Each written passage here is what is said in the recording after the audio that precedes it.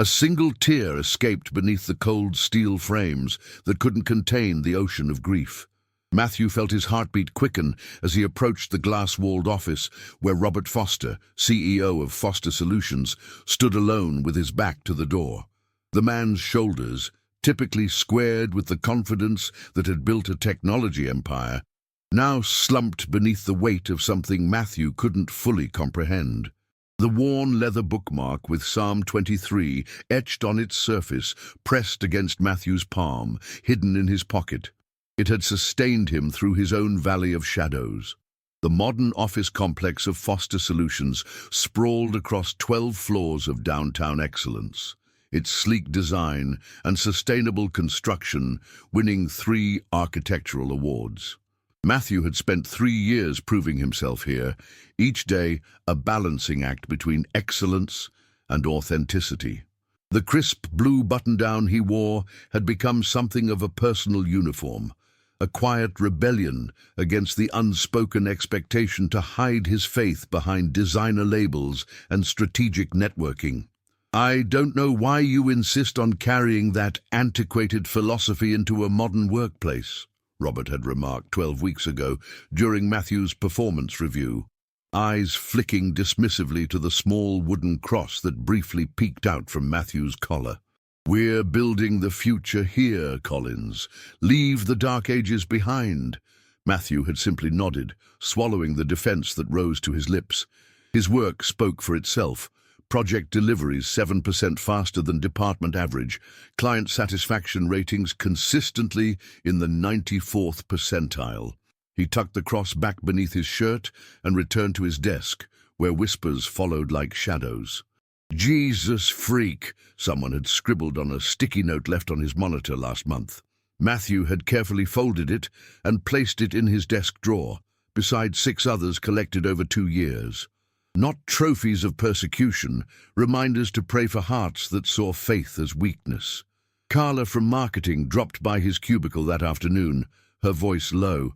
"Foster's gunning for you, you know. Said your moral hesitations about the Westridge account are costing us momentum." She glanced around before adding, "Just play the game, Matt. Nobody actually cares what you believe. Just don't make it everyone else's problem." But Matthew couldn't pretend the Westridge proposal didn't involve manipulative data collection from vulnerable users.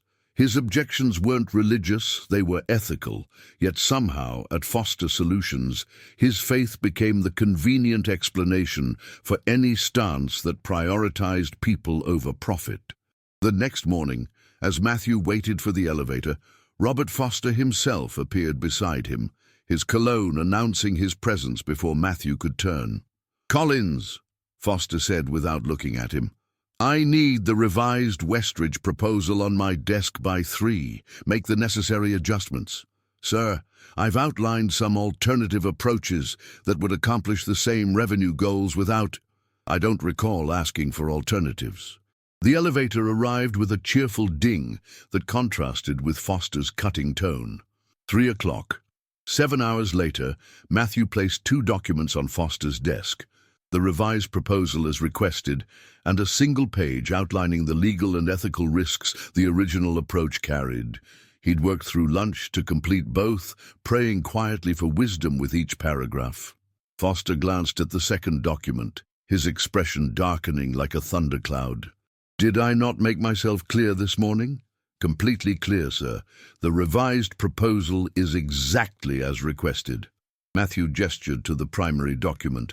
"The supplementary page is simply risk assessment, which is standard for any proposal exceeding 7 figures. Foster's fingers drummed against the polished mahogany. "Your reputation precedes you, Collins. Top of your class at Stanford, impressive technical credentials. So I have to wonder why you insist on sabotaging your own career with this," he waved his hand dismissively, "moral superiority complex."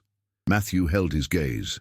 "I simply believe we can succeed without compromise, Mr. Foster. The company mission statement itself promises ethical innovation.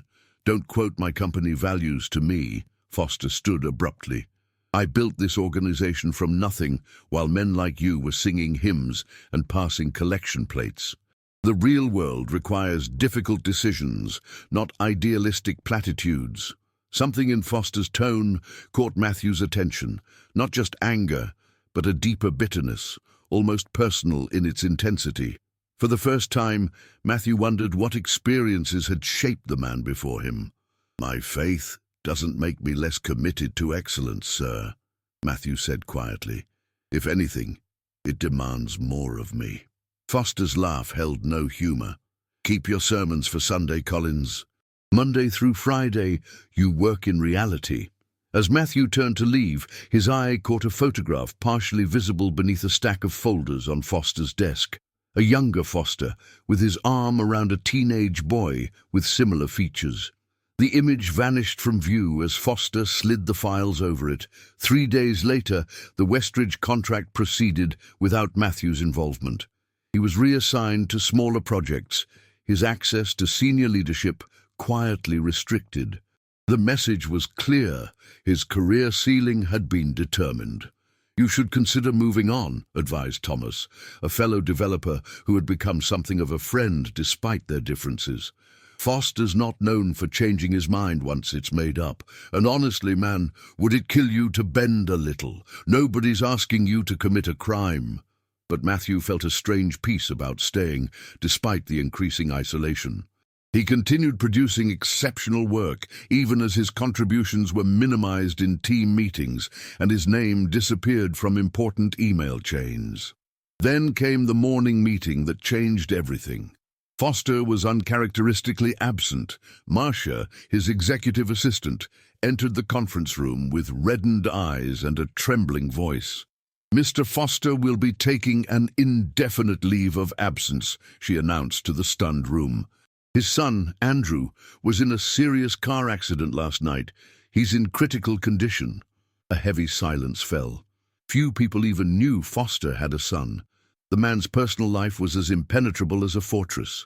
"Please direct all urgent matters to Daniel in the interim," Marcia continued, referring to the COO. "And," her voice caught, "if you're the praying type, Andrew is 19. Just a kid, really." Her eyes found Matthew's across the room. The only person she knew would take that last request seriously. That night, Matthew sat at his kitchen table, a simple meal forgotten before him as he prayed for a young man he'd never met, and the father whose pain he could only imagine. The wooden cross that hung on his wall, carved by his grandfather, seemed to catch the evening light in a way that cast the shadow of hope rather than suffering. Without fully knowing why, Matthew found himself reaching for his leather-bound Bible. The pages fell open to the book of Job, the story of unimaginable loss, and the friends who came to sit in silence with the sufferer. Something stirred in Matthew's heart. Not a voice exactly, but a conviction steady as a heartbeat. The following day, whispers filled the office. Andrew Foster's condition had worsened. The accident had been catastrophic. A truck driver falling asleep at the wheel, crossing into Andrew's lane on his drive back to college after visiting friends. Matthew worked quietly, the weight of unspoken tragedy hanging over the office like a shroud. When his phone buzzed with a text from Marcia, he was surprised to read, "Robert's at the hospital. No one's been able to get him to eat since yesterday. I'm worried." Without questioning the unexpected outreach, Matthew picked up his jacket.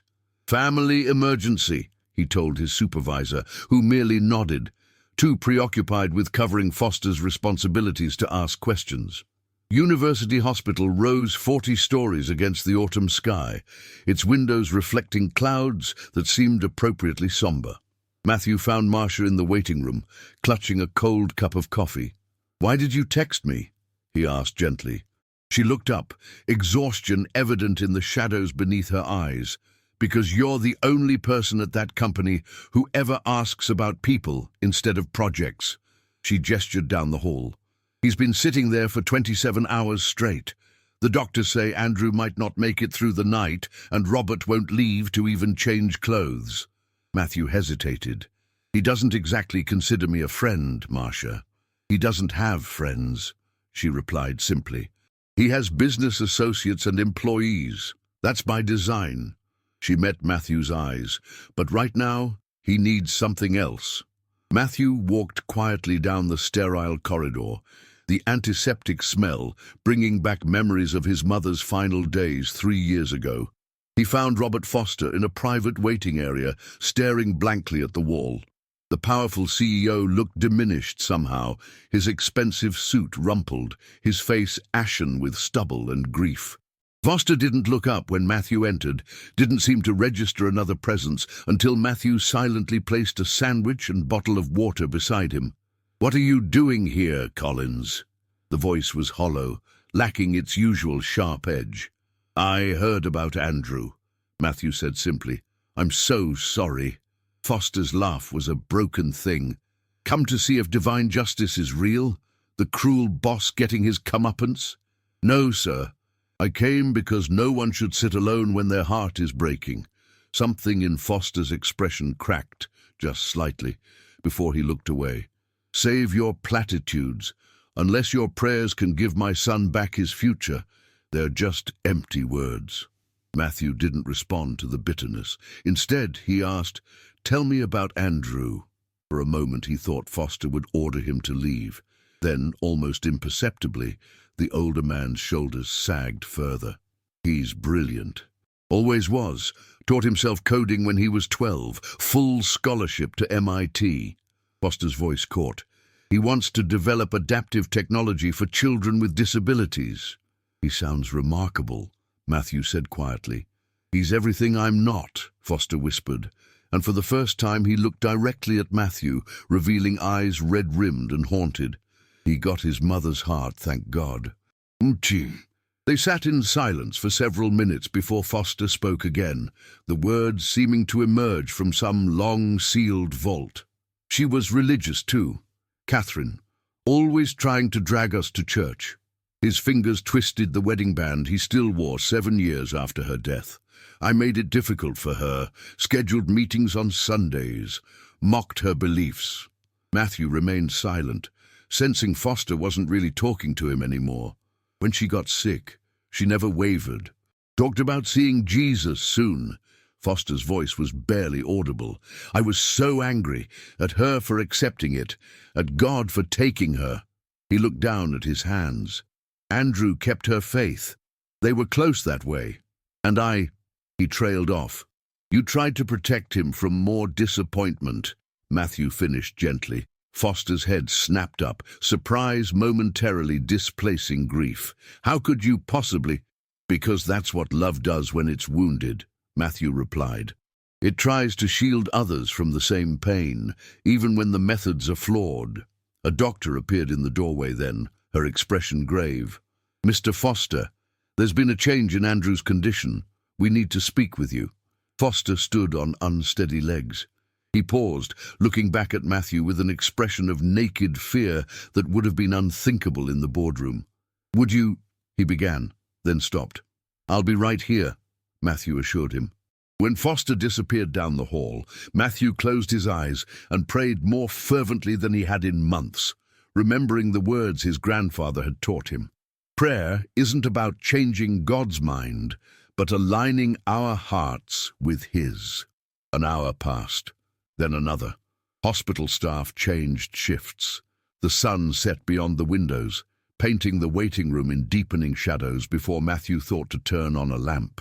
When Foster finally returned, his face told the story before words could form. Matthew stood, instinctively moving toward the man who had made his professional life so difficult. "They're saying if he makes it through the night, he'll likely recover." Foster's voice broke on the final word. "They're calling it unexpected, miraculous even." Relief washed over Matthew. "That's wonderful news." Foster looked at him with an expression Matthew couldn't quite decipher. "You prayed, didn't you, while I was gone?" Matthew nodded simply. "Why?" The question contained multitudes. Why pray for the son of a man who belittled your faith? Why care about someone who actively hindered your career? Why show kindness in the face of contempt? "Because every person matters infinitely," Matthew answered. "Including you, sir." Foster turned away, but not before Matthew caught the gleam of moisture in his eyes. "You should go home, Collins. It's late." If it's all the same to you, I'd like to stay a while longer. Foster didn't object. Dawn broke over the city, light gradually filling the waiting room where the two men had spent the night mostly in silence. A nurse appeared with the news that Andrew was awake, asking for his father. Foster stood, straightening his wrinkled jacket in a reflexive gesture. He took 3 steps toward the door before turning back. "Thank you," he said stiffly, the words unfamiliar on his tongue. "For the company." Matthew simply nodded. 7 days passed. Matthew returned to work, where rumors about Foster's absence had reached mythic proportions. He said nothing about his hospital vigil, continuing his projects with the same quiet diligence. When an email from Robert Foster appeared in everyone's inbox, announcing his return the following Monday, the office buzzed with speculation about what changes might follow. Companies were often restructured after personal crises. Priorities shifted, heads rolled. Monday arrived with unusual tension. Foster was scheduled to address the entire staff at 11. Matthew found himself oddly calm amid the anxiety that permeated every floor. The company's largest conference room filled beyond capacity. Foster entered precisely on time, looking thinner but immaculately dressed, his expression unreadable behind his steel-rimmed glasses. "Thank you all for your patience during my absence," he began without preamble. "As some of you may know, my son was critically injured in an accident. He is now in recovery and expected to return to his studies next semester." A murmur of relief rippled through the room. "This experience has been—" Foster paused, something working behind his composed facade. Clarifying. He moved to the podium set up at the front of the room. Foster Solutions was founded with a mission statement about ethical innovation and human-centered technology. Words I wrote, but gradually set aside in pursuit of growth and market dominance. The room grew absolutely still. Effective immediately, we will be conducting a comprehensive review of all current and pending projects through the lens of our original mission. This will likely mean cancelling or restructuring certain contracts, including Westridge. Matthew felt several pairs of eyes turned toward him. Additionally, I am announcing the creation of the Catherine Foster Foundation, which will partner with organizations developing adaptive technologies for individuals with disabilities. This initiative will be led by a team I'm assembling, headed by Matthew Collins. The shock that rippled through Matthew was echoed in the surprised murmurs around him. Foster's eyes found his across the room. "Collins demonstrated something to me recently that I had forgotten. Principles aren't obstacles to success. They're the foundation of meaningful achievement." Foster's voice wavered slightly. "Sometimes we need to be reminded of who we intended to be." The meeting continued with logistical details, but Matthew barely heard them, still processing the unexpected announcement. Afterward, as the room emptied, Foster approached him directly, something that hadn't happened since their confrontation months ago. "My office, please," Foster said. Neither a request nor quite a command. When they were alone behind the glass walls of the corner office, Foster seemed suddenly uncertain. "I owe you an apology, Collins. Multiple apologies, in fact." "That's really not necessary, sir." "It is." Foster removed his glasses, pinching the bridge of his nose. "I've treated you unfairly because your faith reminded me of Catherine, of promises I made to her that I broke after she died, of the wedge I drove between myself and Andrew because I couldn't bear to be reminded of what I'd lost." He replaced his glasses and squared his shoulders. "The foundation position is genuine. Your ethical stance on Westridge and other projects proves you're the right person to ensure we actually live up to our stated values." "I'm honored," Matthew said sincerely. "But may I ask what changed your mind about me?" Foster was silent for a long moment. "During those hours in the hospital, I realized I'd become exactly what I despised in my own father, a man who sacrificed relationships on the altar of success." His voice grew quieter, and when Andrew woke up, the first thing he asked was whether I'd talked to God yet, like his mother had wanted. A sad smile crossed Foster's face. "I didn't have an answer. But I did have the example of someone who lived his convictions without compromise, even when it cost him. He met Matthew's eyes directly. I don't know if I can believe what you believe, Collins, but I can recognize integrity when I see it. Before Matthew could respond, Marcia knocked on the glass door. I'm sorry to interrupt, but Andrew's on line 1. Foster nodded his thanks, then turned back to Matthew. We'll discuss the foundation details tomorrow. For now, take the rest of the day. You've earned it. As Matthew turned to leave, Foster added, And Collins, Catherine's Bible is still on our bookshelf at home. Andrew suggested I might want to dust it off. The vulnerability in the admission hung in the air between them. It's never too late to start reading it, sir, Matthew said gently. The weeks that followed brought remarkable changes to Foster Solutions. The Catherine Foster Foundation launched with substantial funding and a clear mission. The Westridge contract was ethically restructured, ultimately becoming a case study in responsible data use. Most surprisingly, Foster himself began holding regular ethics discussions with senior leadership. The company Christmas party, previously called the Winter Celebration to avoid religious connotations, was renamed simply Christmas Party at Foster's instruction. Matthew overheard him telling the planning committee, Let's not pretend we don't know what holiday it is. On the evening of the party, the office transformation was complete. Elegant decorations adorned the atrium, music played softly, and for the first time in institutional memory, Robert Foster mingled comfortably with employees at all levels. Matthew was discussing the Foundation's first adaptive technology project with investors when he felt a hand on his shoulder. He turned to find Foster standing with a young man in a wheelchair, Andrew, his resemblance to his father unmistakable despite the healing scars still visible on his face. Andrew, this is Matthew Collins, the man I told you about, Foster said, a warmth in his voice that still sounded new to Matthew's ears. Andrew extended his hand with a genuine smile. My father says you're the most stubbornly principled person he's ever met. Coming from him, that's quite the compliment. Matthew laughed, shaking the offered hand. Your father is being generous. How's your recovery going?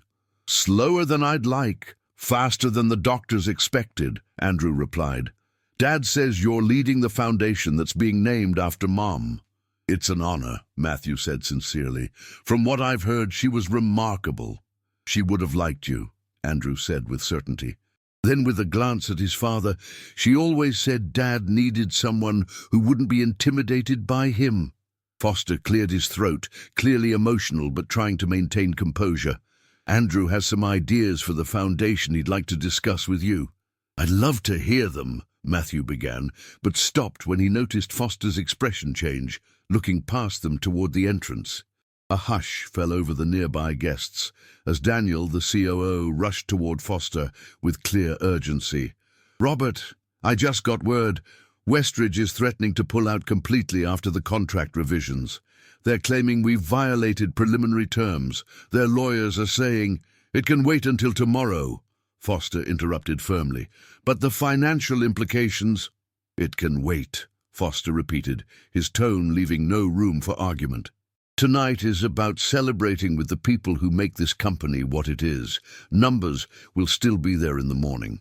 Daniel looked shocked, but nodded before retreating. Several employees who had overheard exchanged glances of disbelief. The Robert Foster of 6 months ago would have immediately abandoned any social event for a financial emergency. Andrew looked at his father with undisguised pride. Mom would be very happy right now.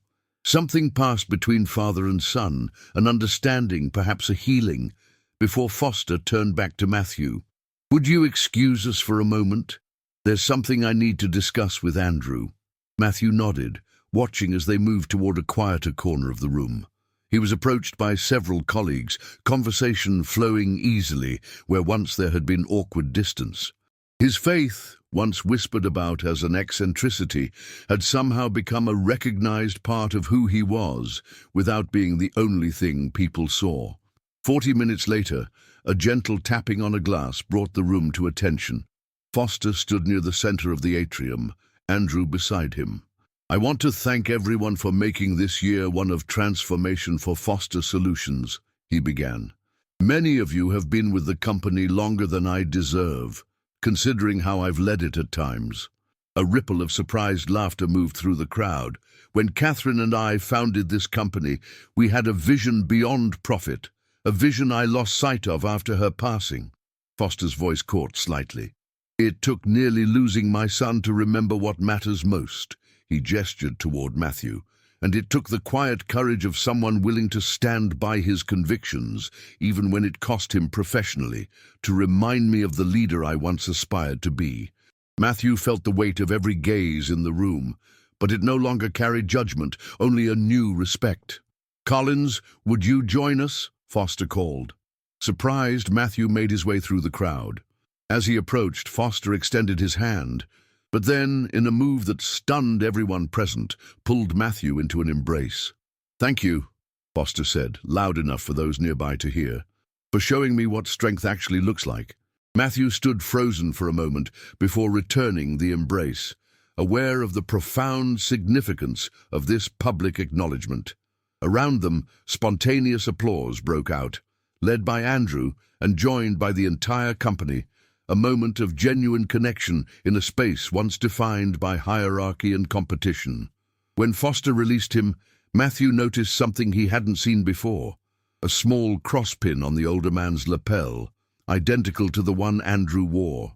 "A Christmas gift from my son," Foster explained quietly, seeing Matthew's gaze. "He thought it was time I stopped hiding from the faith Catherine tried to share with me." "It suits you," Matthew said sincerely. "I'm still learning," Foster admitted, "but I've started reading that Bible, and Andrew's been patient with my questions." Andrew smiled. "Dad's approaching faith like a business acquisition, thorough research and due diligence." Some habits die hard," Foster said with a self-deprecating smile before turning serious again.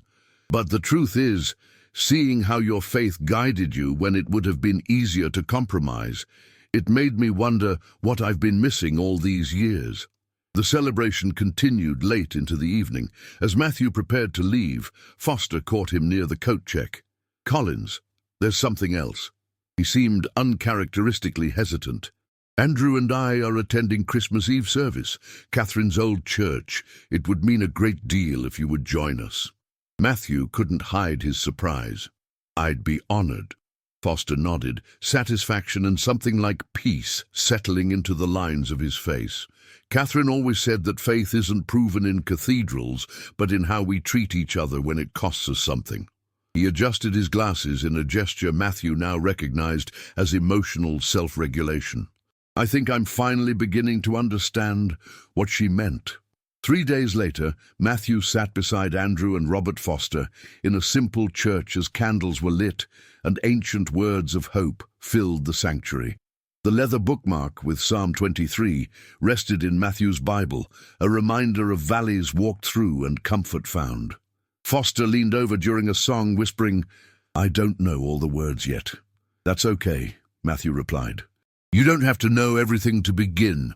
As the congregation stood for the final carol, Matthew observed the man beside him, still learning, still uncertain, but reaching toward light after years in darkness. In that moment, he understood that his greatest testimony hadn't been words spoken, but a life lived consistently, even when it seemed no one was watching. The candles flickered against the darkness, each flame small but significant, much like the quiet acts of integrity that sometimes changed hearts when arguments never could. Outside, snow had begun to fall, transforming the city into something new. Tomorrow would bring challenges, the Westridge contract, foundation logistics, the continuing journey of corporate transformation. But tonight, in the gentle hush of silent night, 3 men from different generations stood shoulder to shoulder, their breath visible in the cold air. Their paths converged by grace, disguised as coincidence. And Matthew knew, with a certainty that transcended the tangible, that some battles were won not by fighting, but by steadfast presence. by remaining faithful in small things until the day when those small things revealed themselves to be the foundation of everything that mattered.